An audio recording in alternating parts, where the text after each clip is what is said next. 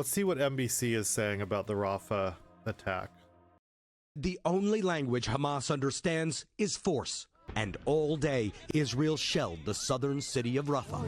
Israeli tanks... Wow, what an opening for the clip. Holy shit. That's what the journalist says? This is the journalist? He doesn't say, quote, Benjamin Netanyahu or something? That's the story that the journalist is presenting? The only language Hamas understands is force. That's why Rafah is being bombed.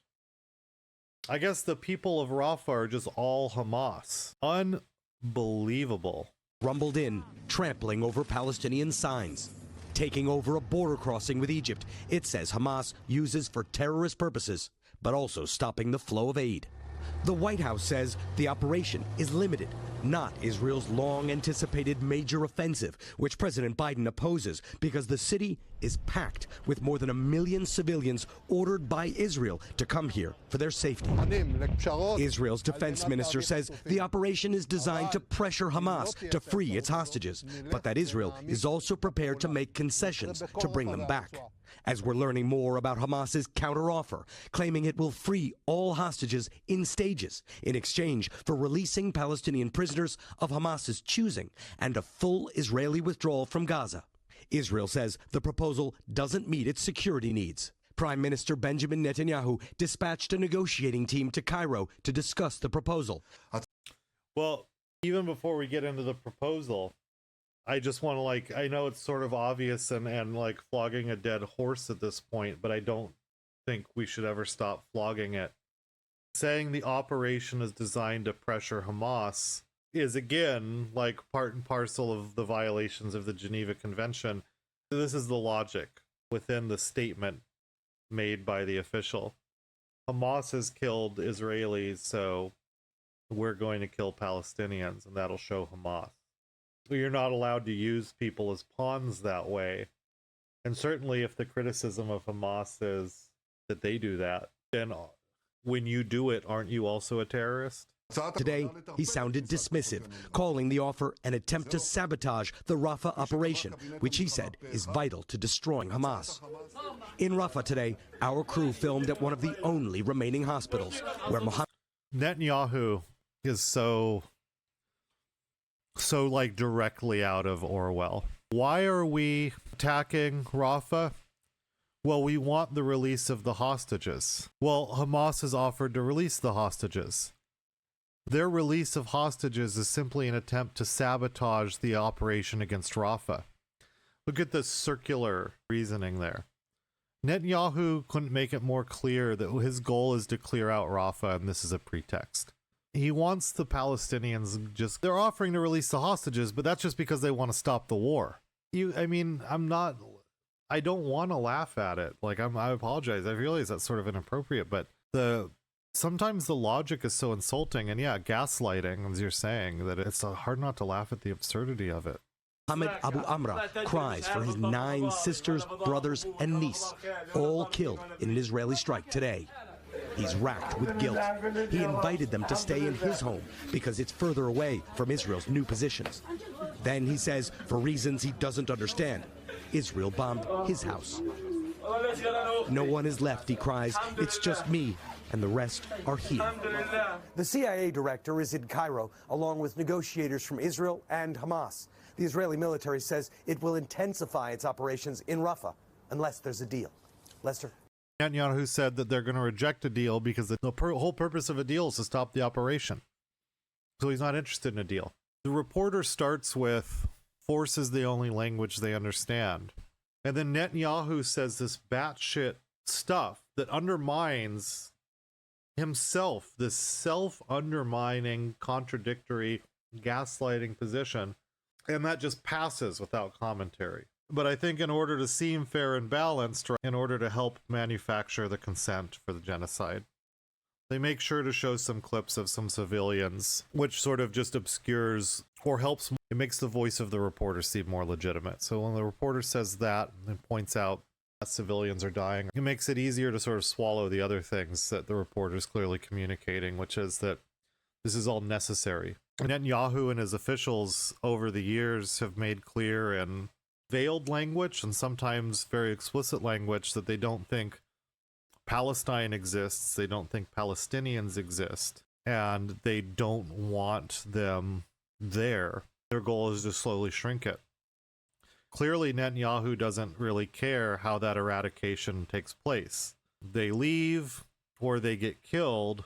Their way, the most important thing for Netanyahu is that they're gone. And the Netanyahu administration has made really clear that their goal is to dramatically reduce Palestinian territory and just seize it, like colonize it further, settle on it. This is not at all to dispute what you're saying, but to sort of reinforce your point.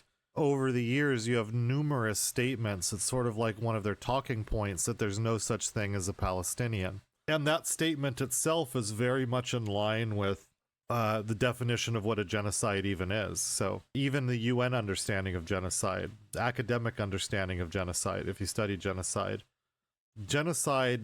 is not only the murder of a people, it is the murder of the identity of a people, so that they no longer have a culture as a people or a bond of solidarity as a people. It's the destruction of the identity of a people. And what the Netanyahu regime and its administration have done clearly fits into that sort of understanding of genocide, as they constantly, as a talking point, reinforce that they don't believe that Palestinians exist. They're trying to create a world where everyone agrees with that. Whether these people live or die, they're not Palestinians. There's no such thing as that. It's Orwellian, and it's depraved. The clearest parallel from the U.S. context is the indigenous people of North America, the Native Americans. Because if, for example, the United States hadn't murdered the Native Americans, but it had alternatively simply put them into the reservations without mass death, without over 90% reduction of their population, and simply done the thing, purely sort of forcing people to not speak their language, forcing them to convert to Christianity, forcing them into these re-education centers, these so-called Indian schools, which the United States did, and Canada also did. If all they had done was that, remove the language, not allow them to practice their traditional means of subsistence, right? Force them to integrate in the US political economy, force them to convert religiously. If they solely did that without killing one person, that would still meet the definition of genocide that is included in the concept of genocide. I don't think enough people understand that. Genocide includes not just killing the people, but killing a people. So even if all the bodies of the Sioux were still living and breathing, by not allowing them to be the Sioux anymore, or the Cherokee, even if everyone who was born to Cherokee parents and is genetically Cherokee or Apache or Sioux, even if all of those people lived and none of them died, it's still a genocide because you're eliminating what it means to be Sioux or Cherokee. The Sioux and the Cherokee no longer would exist. That's a genocide as well. Though, of course, usually the two things go together. First, Israel said it was finally preparing to enter Rafah, the southern Gazan city, which has become a refuge to 1.5 million Palestinians. He still is. And he hasn't been fearing catastrophic civilian impact. But Israel says that Rafah. He hasn't been great on this issue either. He's done some other interviews where, I don't know, put it this way. I think what Piers Morgan does is he chases sexy conflict. And so he reads the zeitgeist and he interjects himself as a devil's advocate because that's a pretty good formula for getting viewers. So Piers, in his method, sometimes accidentally becomes a good journalist, because many journalists are so hungry to maintain good relations to officials that they don't challenge them, because that could lead to them losing access to them. But at least Piers, in his business model, it sort of requires him to be skeptical. I really don't want to give him credit. Rafah is also the refuge for the remaining Hamas battalions. Isn't it sad if we're in a position where we've got to rely on Piers Morgan for skeptical journalism? Last night, Hamas announced it had accepted the terms of a ceasefire proposed by intermediaries, but Israel rejected it. And overnight, it seized Rafah's crossing with Egypt, a key entry point for vital humanitarian aid, and began attacking the east of the city. In a moment, I'll talk to Avi Martin and Mossad Hassan Youssef. But first, from Jerusalem is Israeli government spokesman Avi Hyman. Mr. Hyman, thank you very much indeed for joining me. Why did Israel reject this apparent offer of a peace deal from Hamas that they'd agreed to? Hi, Piers. Thank you so much for having me on. I'm not sure what Israel has rejected. I know that Hamas put out a statement that they had accepted some kind of a proposal. It's somewhat unclear to us what proposal they accepted. This was obviously, as my Prime Minister said in the last hour, a way of trying to torpedo our entry into Rafah. And as you said, the last 4 battalions of Hamas. We watched an Israeli minister say that the point of the attack on Rafah is to pressure Hamas into offering a peace deal for hostage exchange. And then Hamas offered the peace deal and hostage exchange. And again, Israel said that the purpose of the attack on Rafah was to achieve that. And then when Hamas did it, Israel is saying, well, they're only doing it to stop the attack on Rafah. So it's very circular. We need to attack Rafah to get a peace proposal. Well, they only offered a peace proposal to stop the attack on Rafah. So what gets revealed very clearly is the point is to attack Rafah, regardless of a peace deal. If they don't offer a peace deal, they're going to attack Rafah. And if a peace deal is offered, well, that's only because they don't want us to attack Rafah.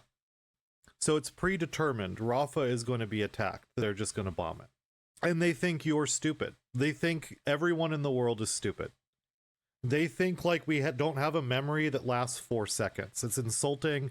This is called gaslighting. It's what abusers do.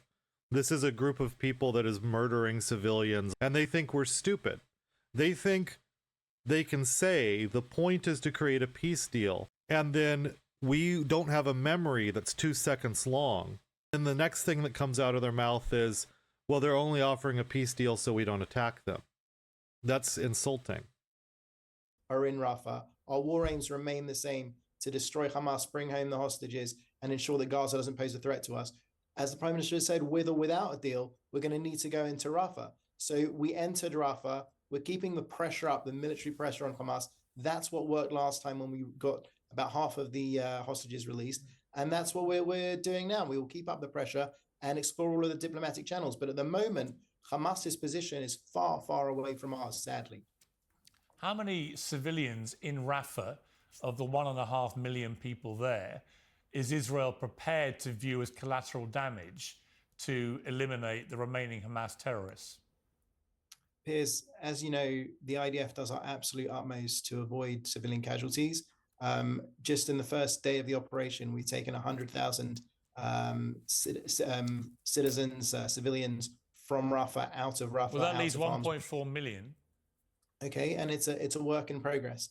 So I can tell you that... my question is that you're trying to eliminate Hamas completely, but in the process, already you've pretty much destroyed most of northern Gaza.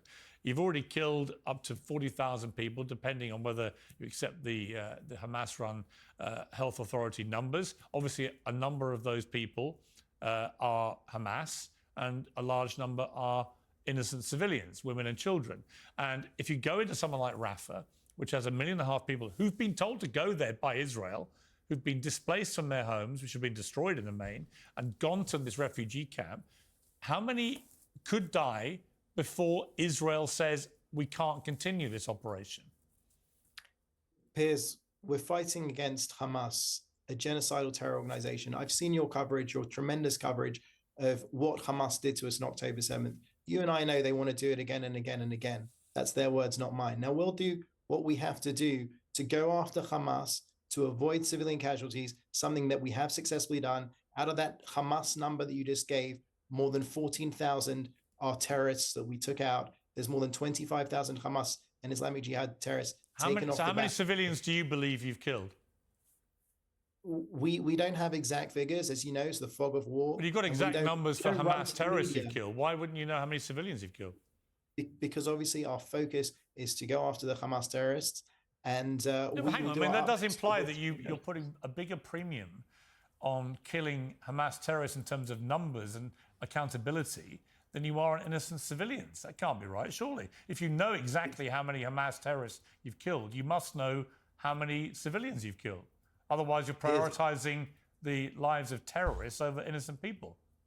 Piers, with respect, don't put words into my mouth, please. I didn't say exactly 14,000. I said around 14,000. Whereas Hamas will come out with precise numbers that statisticians give me will a look at. ballpark number for civilians. Well, you can use the ballpark as far as the Hamas figures, which I reject as being false. Well, if they're false, why would you give me those? I gave you the numbers that I had. No, you've told me you know how many Hamas terrorists you've killed, but you don't seem to have any idea how many civilians you've killed. I'm just bemused. Why wouldn't you keep count of both?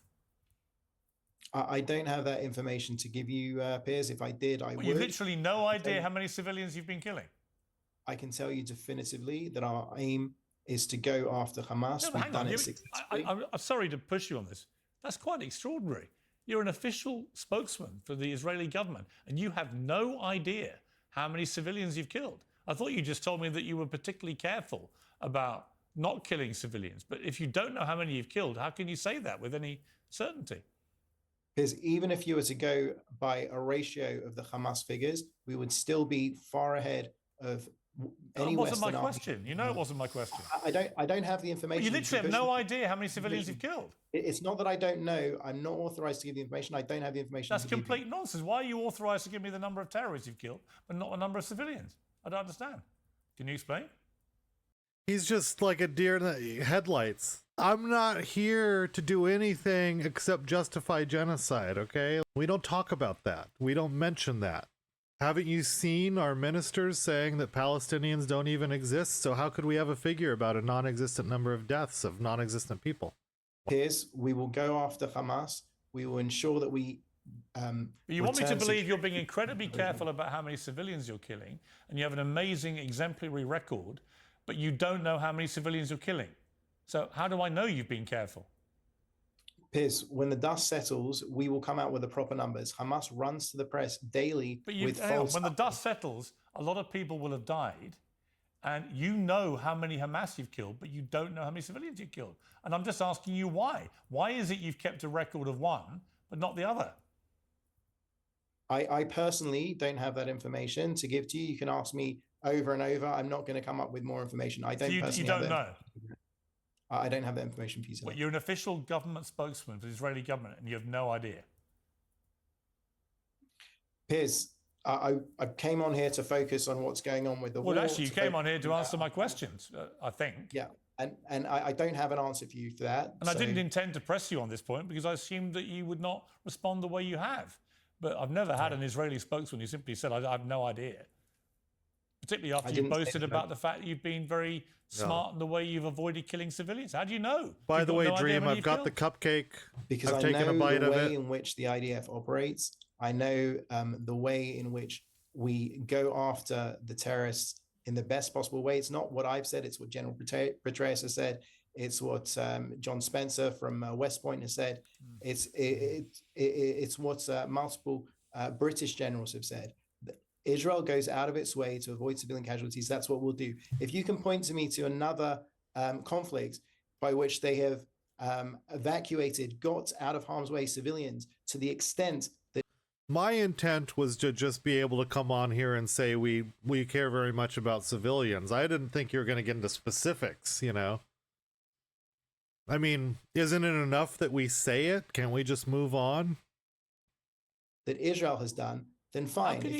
With respect, Mr. Hyman, how can you possibly expect me to accept any comparisons to any other conflict or war, given that you do not know how many civilians you've killed?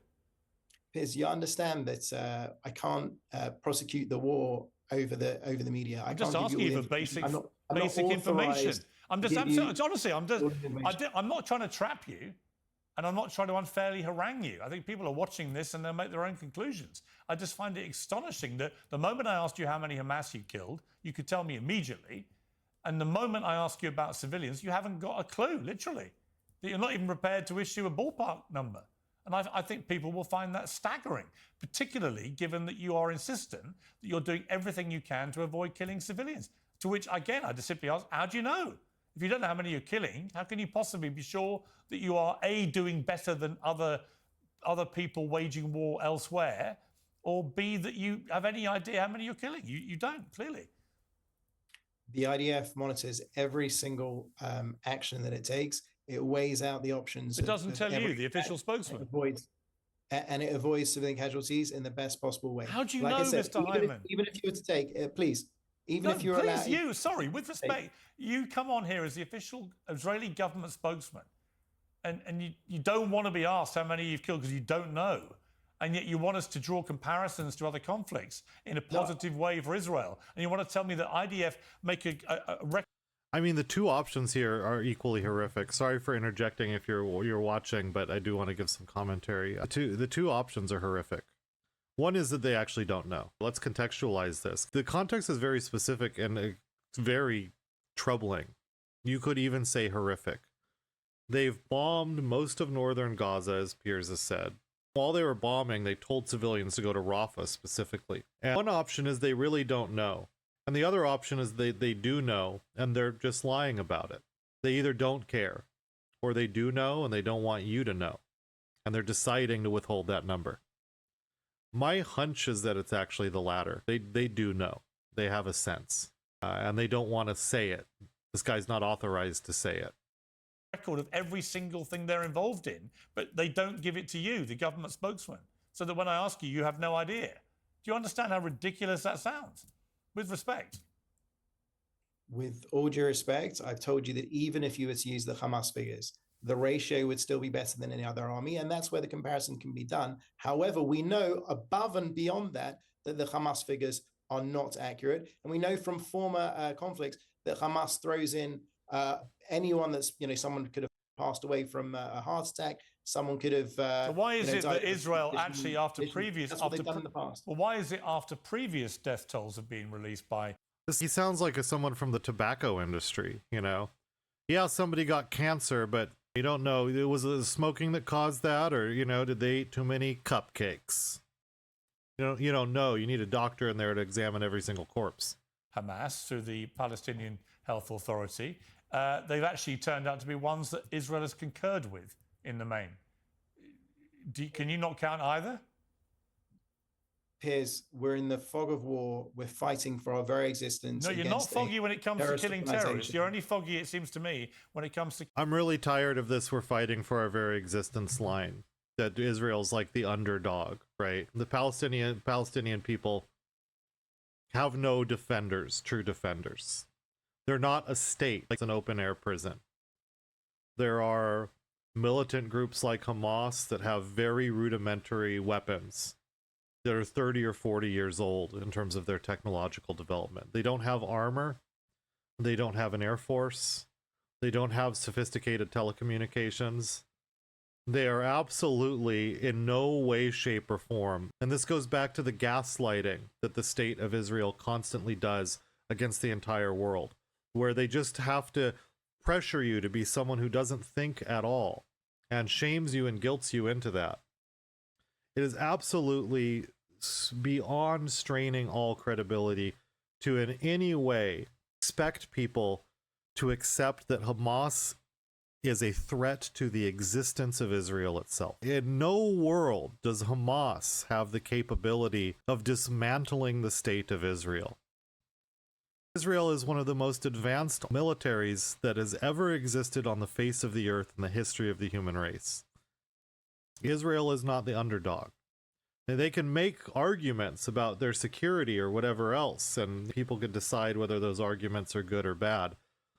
But the absurdity of talking about Israel's very existence being under threat, that this is an existential question, does other political work. Aside from being gaslighting and ridiculous, what it does is it creates a cognitive link to anyone who's sort of exposed to this, that a basic requirement of the existence of Israel is the genocide of the Palestinian people. So that when heard enough times and reinforced over and over and over again, the person who unskeptically takes this up would start to sort of equate needing to enact violence against the Palestinian people as a requirement of the existence of Israel. In other words, it authorizes genocide. Killing civilians. We're fighting against a terrorist organization that spent the last 16 years embedding itself underneath and within a civilian population. They're fighting from mosques, from hospitals, from UN facilities. I don't know if there's a comparison of any war in modern history in which a terrorist organization has embedded itself the way that Hamas has in Gaza. We are doing our very utmost to go after Hamas. And like I said, when the dust settles, you will see that. Okay. Avi Hyman, the Israeli government spokesman, thank you very much. Well, I'm joined now by the pro-Palestine journalist and commentator, Abi Martin, and by Mossab Hassan Youssef, the son of Hamas's founder and former leader, author of a new book, From Hamas to America. Welcome back. It's a very well understood thing. Again, you could call it a state technology. It's a very old understanding. If you want to dominate a people, what you do is you target their systems of social reproduction, mechanisms of a geography, the locations in a geography that sustain a population, schools, hospitals, food supply, water, because this eradicates the ability of the people to survive there.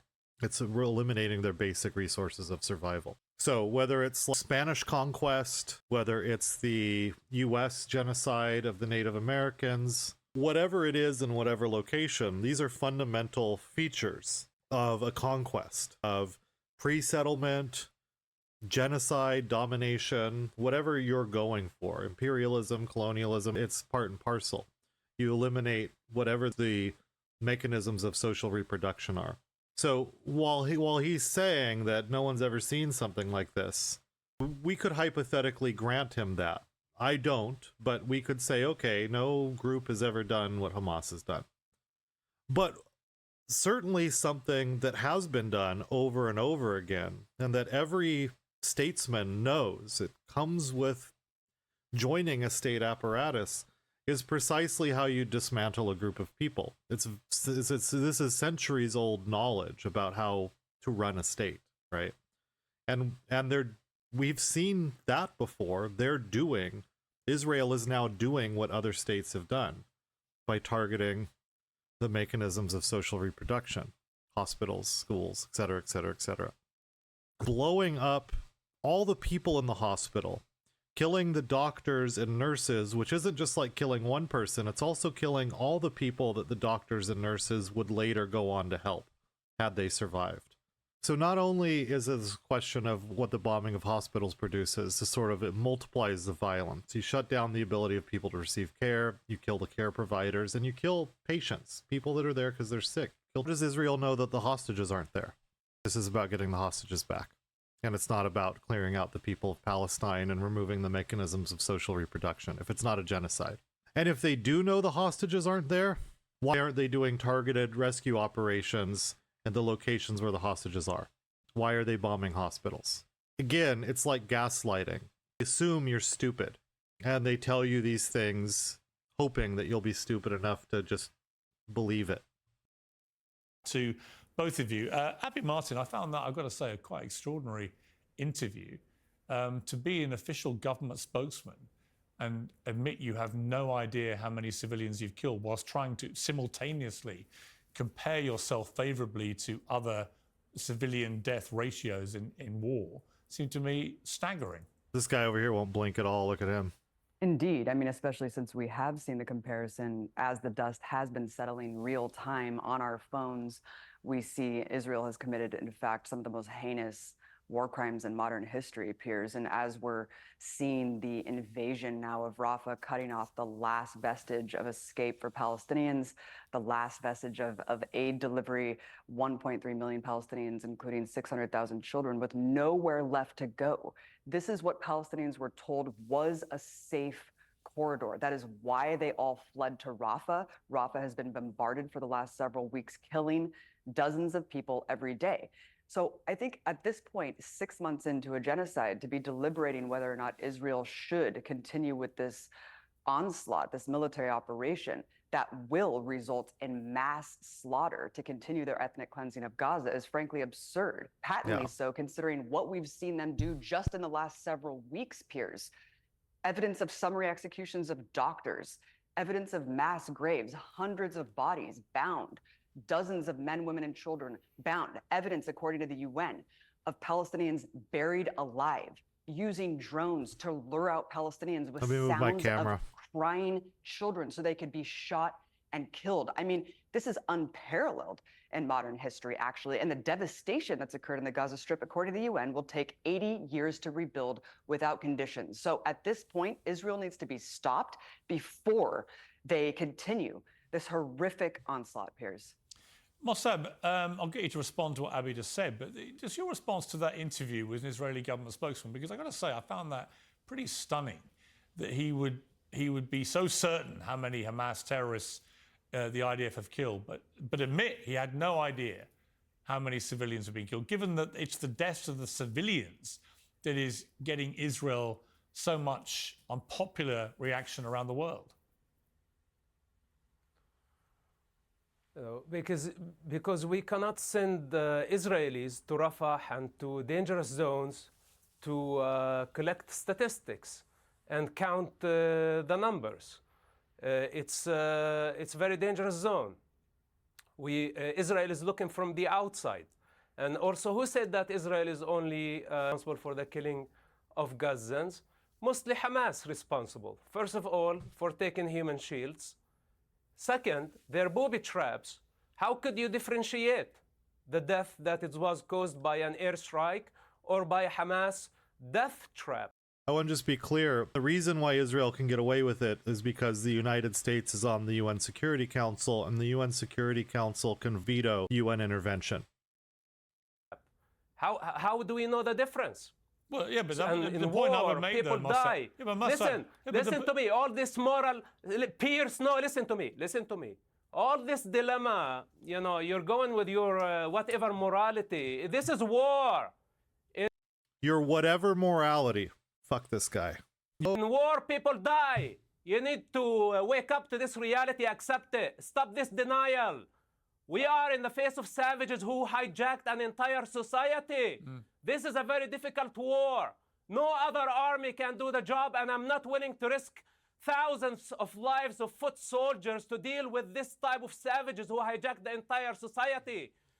100,000 people could have died. Israel is doing everything they could. Don't reduce it to the point, do you have statistics? Who cares? Well, actually, Egypt, no, I think you're missing my point. Authority, Yeah, Mossad. Jordan, All right. the Arab world don't want Hamas at whatever cost. Mossad. Whatever it costs, we want to remove Hamas from power. Okay, I understand that. That's a different question. My point is why... Do you? Well, why does... Well, thank you. That makes things very clear. I understand it. It is genocidal, and it's inexcusable. But when people, you know that saying, when people tell you who they are, believe them? What came out of his mouth is, we want to remove Hamas at any cost. Any cost means any cost. It doesn't matter how many hospitals we're going to bomb, how many children have to die, how many civilians are going to die, because any cost is worth paying to get rid of Hamas.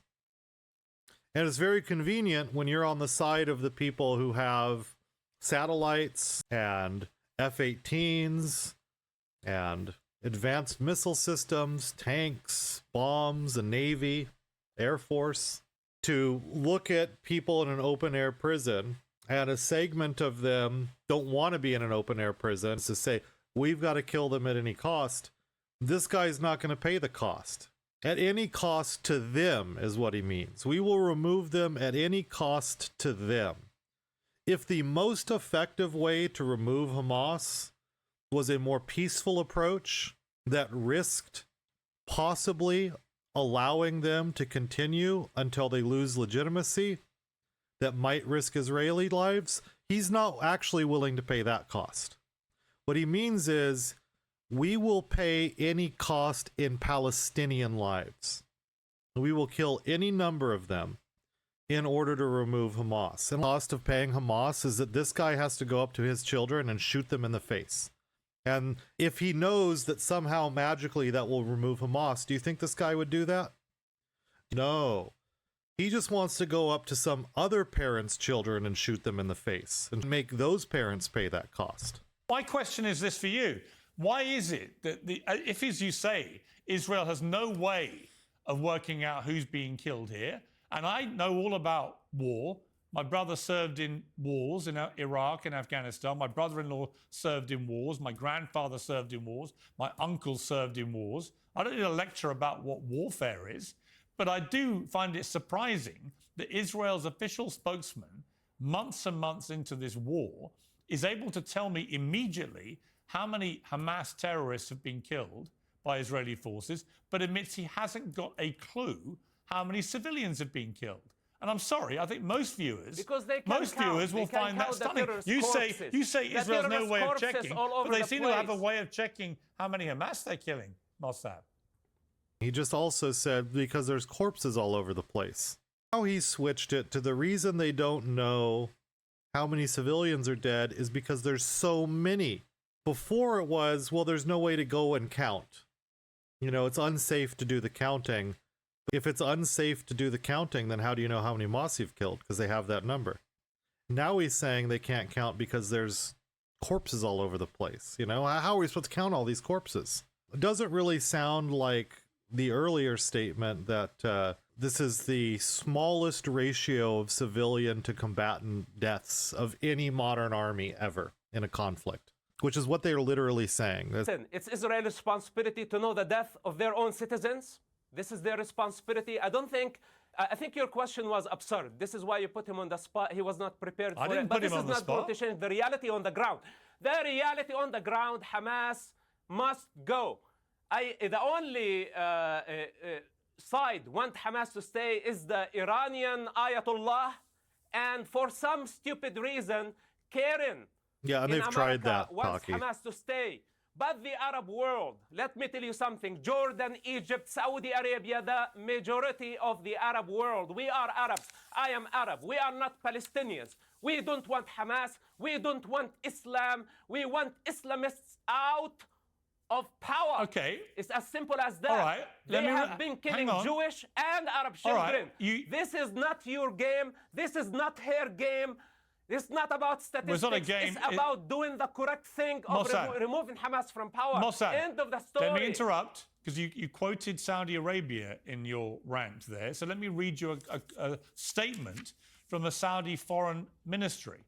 The Ministry of Foreign Affairs expresses the Kingdom of Saudi Arabia's warning of the dangers of the Israeli occupation forces targeting the city of Rafah as part of its systematic bloody campaign to storm all areas of Gaza Strip and displace its residents towards the unknown in light of a lack of safe zones after the massive destruction caused by the Israeli war machine. The ministry affirms the kingdom's categorical rejection of the occupation forces' continued blatant violations of international resolutions, calling for the cessation of these massacres and their violation of international law and international humanitarian law without deterrence, which exacerbates the humanitarian crisis and limits international peace efforts. The ministry renewed the kingdom's demand for the international community to intervene immediately to stop the genocide carried out by occupation forces against defenseless civilians in the occupied Palestinian territories. So when you say all Arabs agree with you, Mossad, actually they don't. That is the Saudi Foreign Ministry saying they want it to stop right now. As we speak,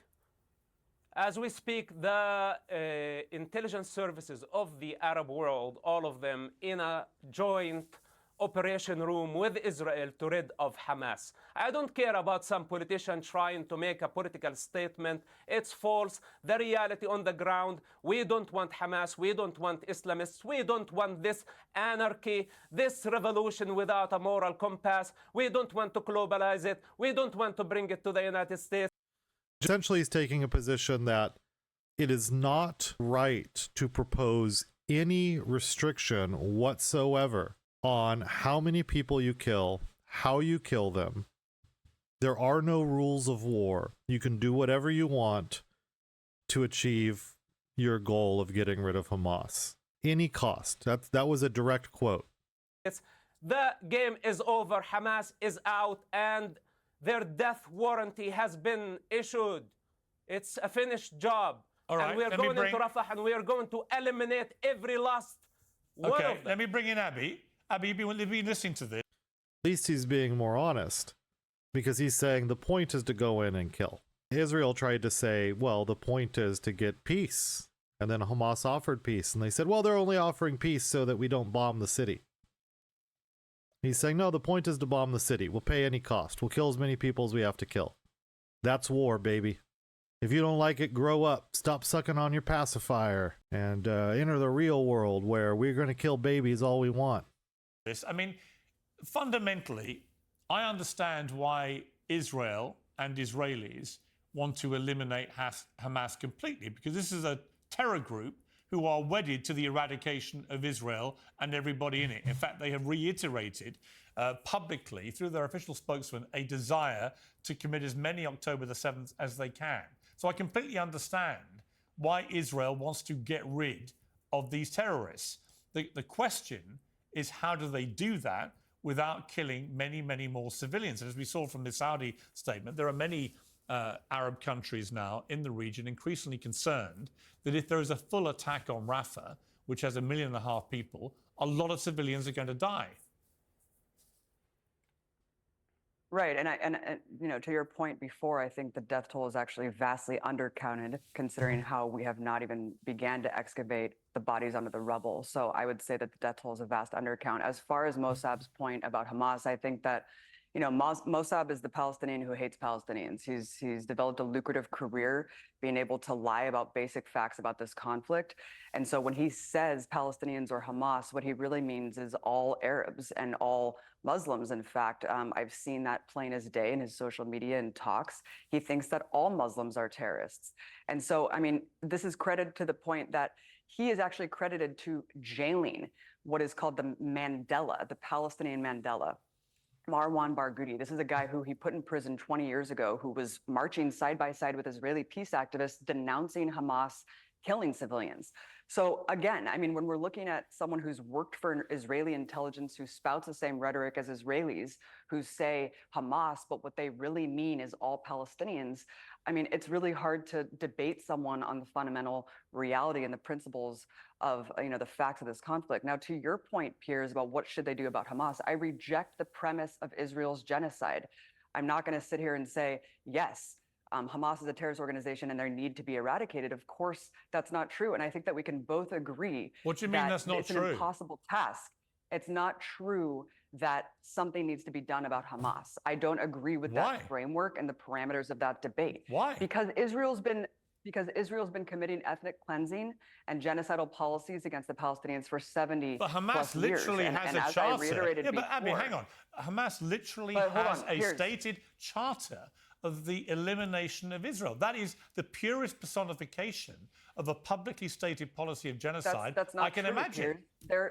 That's not true. Their revised charter says that they actually recognize the existence of the Israeli state among 1967 borders. That's the revised charter, and they actually make a political differentiation between Zionism and Judaism.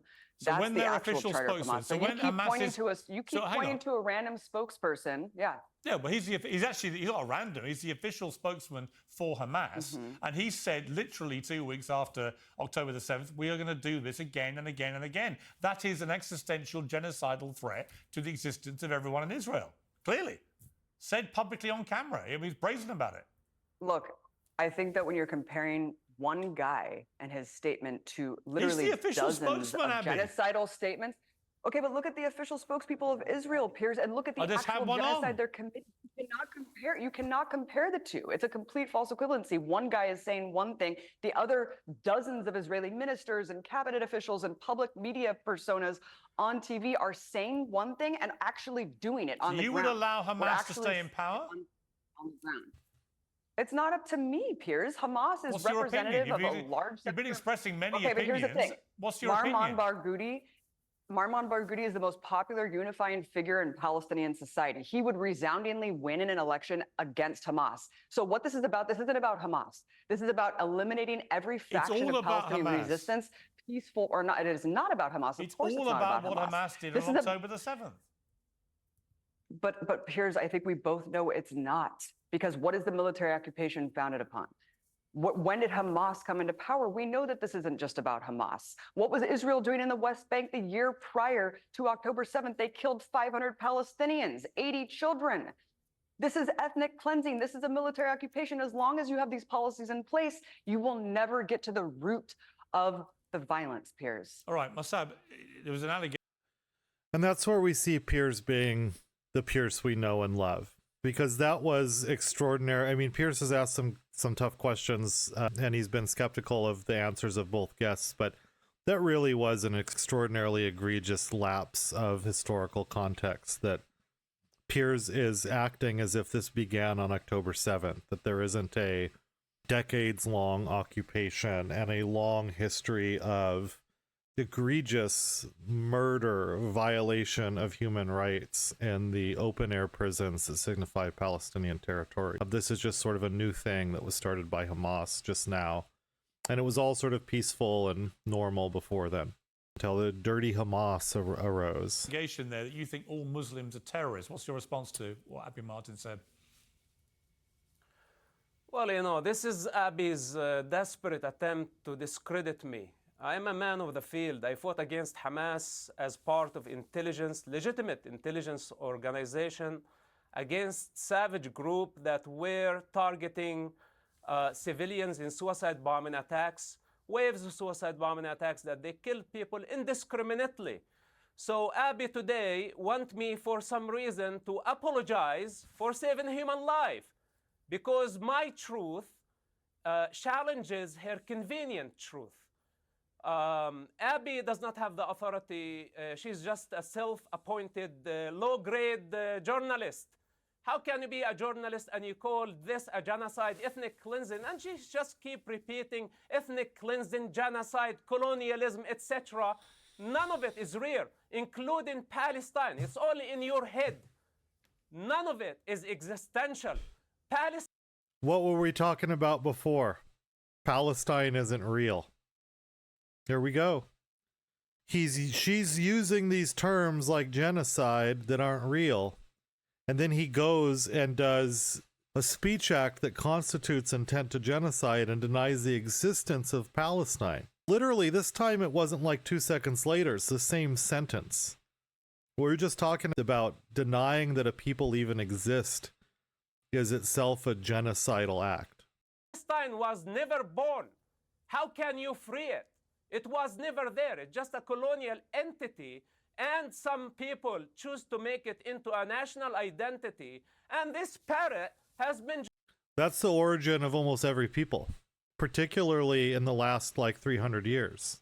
An arbitrary colonial drawing of borders that people then have to live in, and as a product of them living in it, they form an identity around it. Because guess what? When you establish borders and rules and laws and make people live according to those things, they form an identity because they now have a shared experience. That's what's called subject formation. The process is really well studied. He's just describing how any group of people come to be, but he's acting like it's this unique aberration of Palestine that disqualifies them. That's how people come into being. Just repeating Hamas propaganda. Marwan Barghouti that she's talking about him, she never met him. I knew Marwan before he got to power. He's a criminal. He killed 5 people. He has blood on his hands. He cheated on his wife. He has a secret son that he never revealed it to the public. Of course, I can criticize him, and I can criticize all the criminals that I know personally. She's been there only for a visit, and maybe she had some falafel sandwich, you know, and she really was blown away of the Palestinian experience. There is no such a thing as Palestine. It's about time to retire, find a different job. You're not a journalist. You don't qualify even to be a mother. Wow. Abby. He's really on the verge of slut-shaming her. Mossab, you know, it's usually a public figure. If they were caught lying about half the things that they said, they would be completely discredited and never allowed airtime. You are spewing such ahistorical anti-Arab bigotry that not even the fringe of Israeli society would agree with you. I mean, not even Israeli historians. I'm anti-Islam. I'm not anti-Arab. I am Arab. I am Arab. This is my ethnicity. Sir. Islam is just anti-Muslim a religion. bigotry. I am not a Muslim. Mossab. We are Arabs. Mossab. He keeps trying to say anti-Islamist, but he accidentally has said 5 times anti-Islam. Okay. than anti-Muslim bigotry, which is frankly appalling considering that there's a billion people on the planet who would be characterized as you as, extremists who need to be used force against, according to you. But Mossab, not even Israeli historians would agree with the fact that you claim that there's no military occupation in the West Bank, that there's no apartheid state. Israelis at least admit, yes, those things exist, but here's why they're necessary and justified. They don't even agree with you. You're so fringe that I don't even know where you're coming from. I mean, so again, if we can't even agree with the basic facts of the conflict and the reality in front of our eyes, I don't know how we can really even discuss this. Yeah, because you don't qualify. Well, I think the belittling her credentials. Listen, well, everyone's entitled to an opinion. This is the most authoritarian line. You can see how deeply rooted the authoritarianism is. I am an official spokesperson. I have the authority of the state. I have a little badge, and you don't have a badge. Who are you? You're nobody. You're just self-appointed. Your daddy state told me that as long as I say is what they want me to say, I get to have this little badge. Who are you? Where's your badge? Listen, best case scenario, if there is an occupation, it's between Israel and Jordan, or it's between Israel and Egypt, because it was not an occupation of a country called Palestine. There was never Palestine in history. This is not an absurd statement. It's reality. Palestine never existed. It was not a country. It was not a nation. It's not an ethnic group. We are Arabs. We are the Arabs of Judea and Samaria. And when I was born, like millions of Palestinians, we had Jordanians. Wait a second. I thought you just said there's no such thing as a Palestinian. So are you a Palestinian or not? There's no such thing as that. Where'd that word even come from? Was that made up yesterday? Birth certificate. The people of Gaza were Egyptian with Egyptian birth certificate. There was no Palestine. Yasser Arafat created this entity. And everybody believed him. And this lie must die. This is why I don't like what Abby and her likes doing by trying to delegitimize Israel. She's trying to discredit me. Who gave you the authority? How dare you? You are a I'm spy. You're a spy for Israeli conflict. intelligence, You Mossab. This guy said that colonialism doesn't exist. And then in the next sentence he said that Palestine only exists because colonialism drew some borders around it. And then from that, people created an identity called Palestinian. So first of all, does colonialism exist or not? And the second thing is that's how identities form. You create a border around people and you subject them to rules. And then they create a culture and identity around the fact that they're all unified within those borders. So that's how like most groups of people come to exist. That's how people, it's not the only way, but it's one of the main ways that people come to exist as a people. It is not funny. It's not funny. Your tale, your false narrative need to stop because you are creating chaos. Listen, Abby, you are bringing chaos to the United States and you will be held accountable. You are just a criminal like them. Sure. That's a threat. Mossab, you can't be taken seriously and you're not legitimate because you are literally, you have worked for Israeli intelligence to out your own people. But listen, sooner but Mossab, or later you can't discredit my reality as well. You can't discredit my reality as well. I was in the West Bank. I had assault rifles pointed at my head from a 17-year-old American from Palo Alto. That's an occupation. You are in my domain right now. That's a military occupation. Okay, you are in my domain. When you come to my domain, you have to pay respect. You have to respect all the effort that I put to save human lives, and you cannot reduce that into some propaganda because why on earth would I respect you for putting the leader of Fatah, Mossab? You put the most unifying, popular Palestinian figure. You are credited to putting him in prison. This is someone who would win an election against Hamas. He is a peace activist. He was fighting for a two-state solution. This isn't about Hamas, and you know it. This is about you shutting down, tamping down on all factions of Palestinian society. And let's be clear, what is Palestine supposed to do? What are Palestinians supposed to do when in 2018, thousands of Palestinians in Gaza marched peacefully to this fortified perimeter fence that Israeli snipers have authorized themselves to shoot, to kill? This guy's position is you can kill as many people as you want, over and he wants peaceful people to be grateful for that. Medics. Just You decide. You're the Journalists authority. clearly You're Judge marked press, Dredd. Kill disabled as many people in people as you wheelchairs want. and children. These are all violations Pay of any international law cost. and the Geneva And we have to Convention. thank you Israeli for it. snipers perched up behind sand dunes picked people off one by one in a methodical slaughter over the course of several months. That's when Palestinians tried to peacefully protest. So I think the question should be, what should Palestinians do? Because they're not even allowed to advocate for their legal rights. They're not even allowed to raise up a Palestinian flag.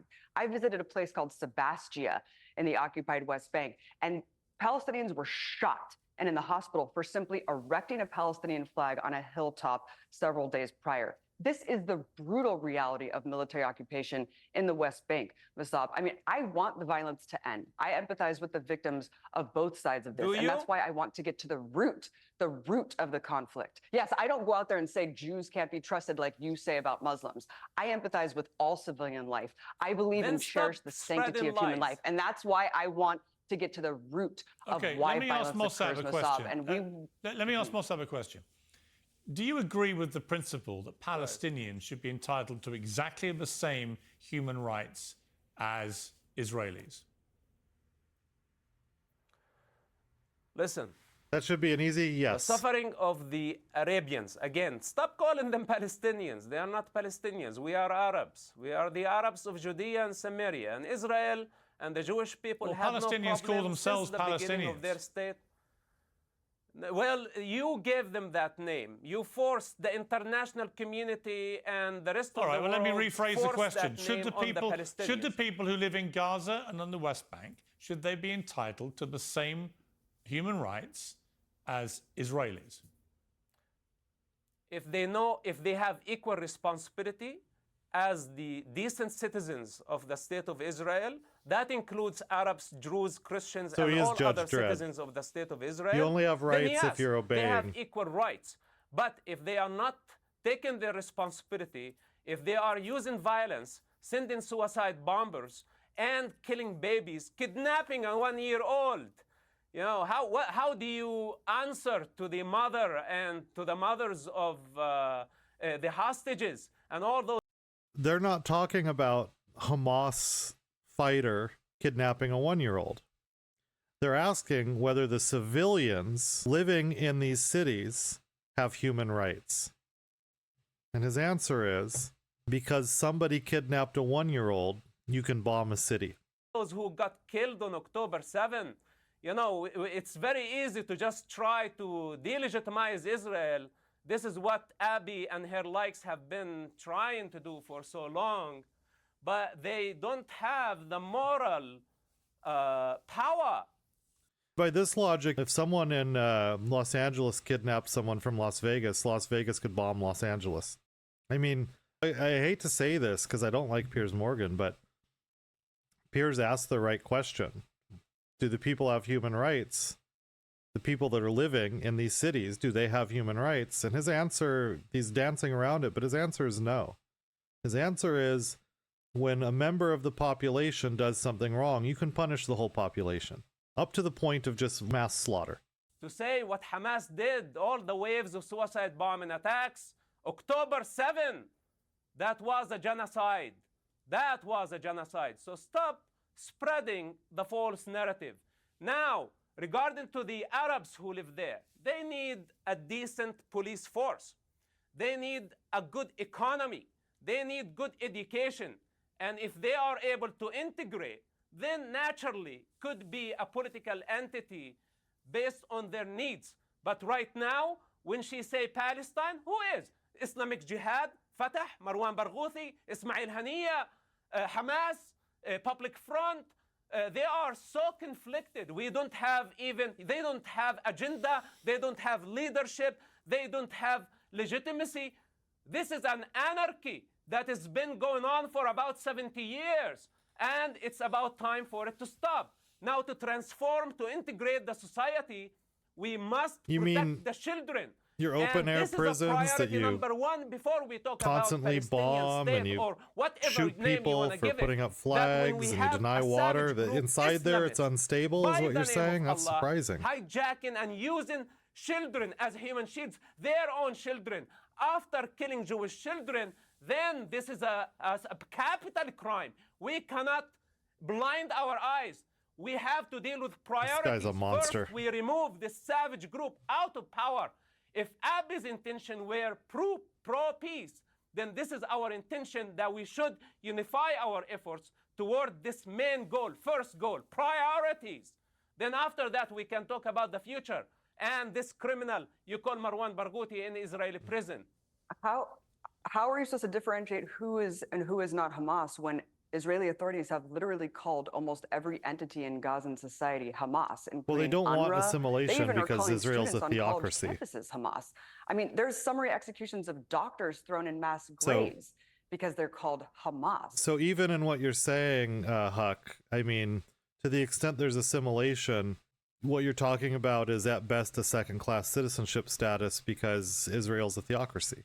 So I'm sorry that this label has been rendered completely meaningless. And as far as the term human shields, look, there's been no evidence, according to Amnesty International, during Cast-led and the 2014 onslaught and today. I mean, there is absolutely no evidence provided that Hamas uses human shields and that somehow justifies this heinous slaughter of predominantly women and children in Gaza. And even if they were literally standing behind hostages, you still can't just kill hundreds of people in a single airstrike because a Hamas commander is right there. And that's exactly what Israel is admittedly doing. Through AI, they're saying that they could kill up to 100 civilians for every Hamas official. It's absolutely outlandish. But if a group like Hamas launches a terrorist attack on Israel that kills 1,200 people, they take over 200 more people hostage, including babies and Holocaust survivors, that is a declaration of war, which they knew would lead to the kind of response we've seen from Israel.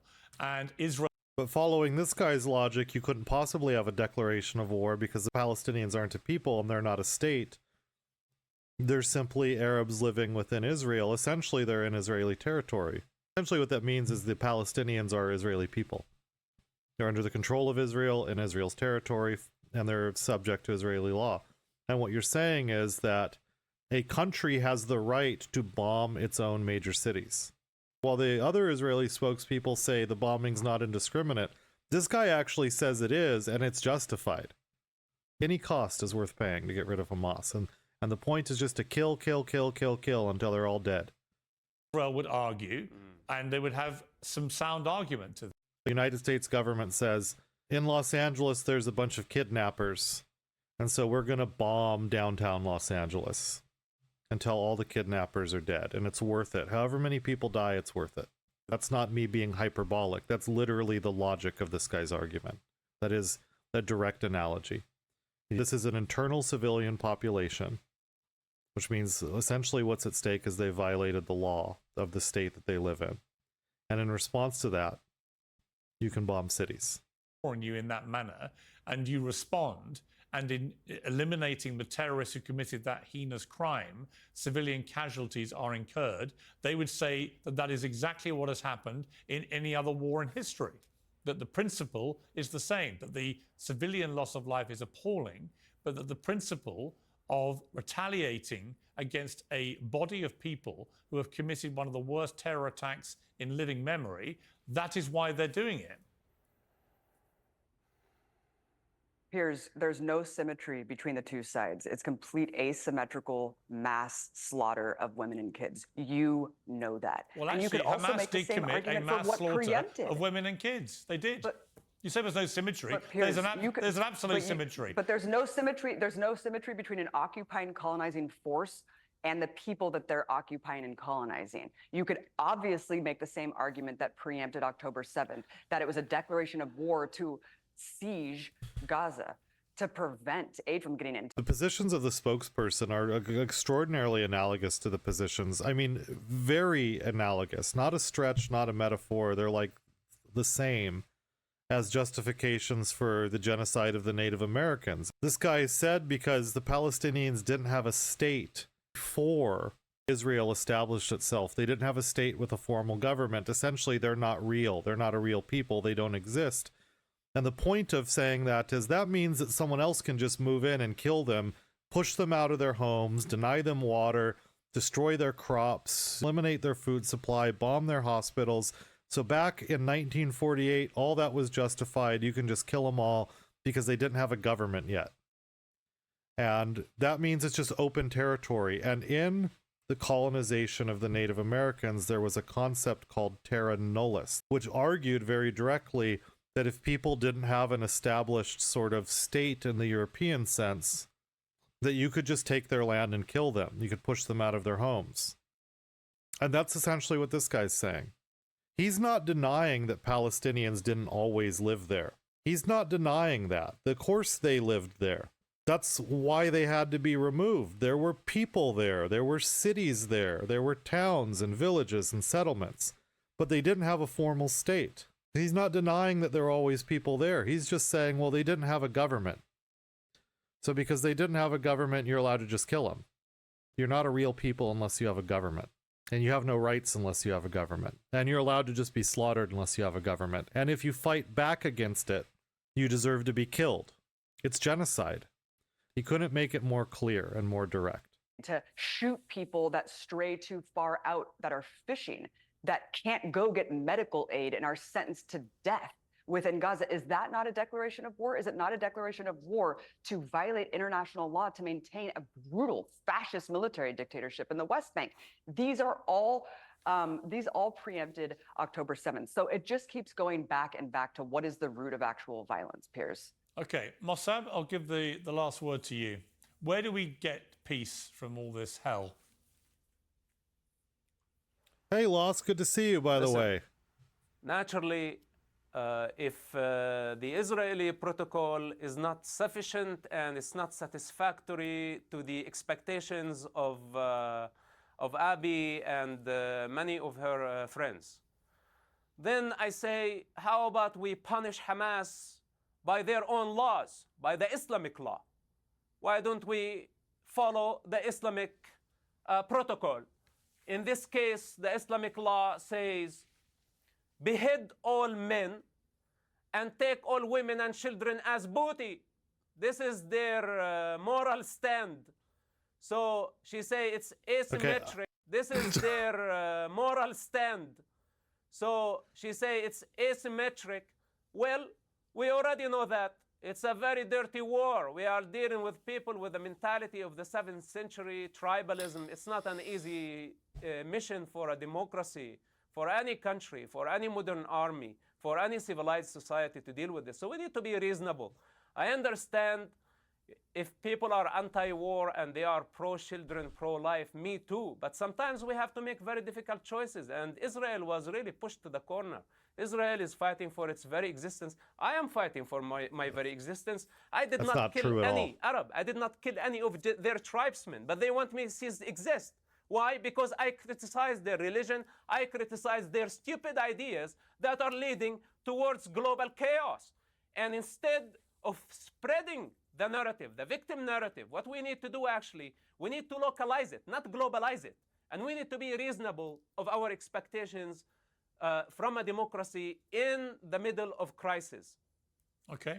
Mossab Hussain Youssef, Abby Martin, it was a spirited debate. I think I learned, as I always do from these debates, I learned a little bit more than I knew before. So I thank you both very much indeed. Wow, what a crazy ride. Let's debrief from that a little bit. And I'm just blown away by how transparent the logic is, even from the Israeli spokespeople. We first watched ministers say, or spokespeople who are saying, we're going into Rafah to pressure Hamas into a peace deal. And then Hamas offers a peace deal. And they say, well, they're only offering a peace deal so that we don't bomb Rafah. Obviously, that's Looney Tunes. That's just absolutely insulting level of gaslighting to the viewer. And then this guy comes on and says, actually, no, the point is just to do a lot of killing. By any means necessary. Kill however, whatever high cost you have to pay to do the killing. You got to just kill everyone. Yeah. And when he was asked whether civilians have human rights, he couldn't answer the question. In fact, he went in a long, convoluted explanation for why you can kill them all you want. And when he was pressed with like, well, what if, you had to kill 100 civilians to kill one Hamas fighter? He didn't distance himself from that either. He didn't exactly say, yes, you could, but he didn't disclaim that. And he was there to justify the assault on Rafah, so tense, depressing. You know, I hope as many Palestinians as possible make it through the night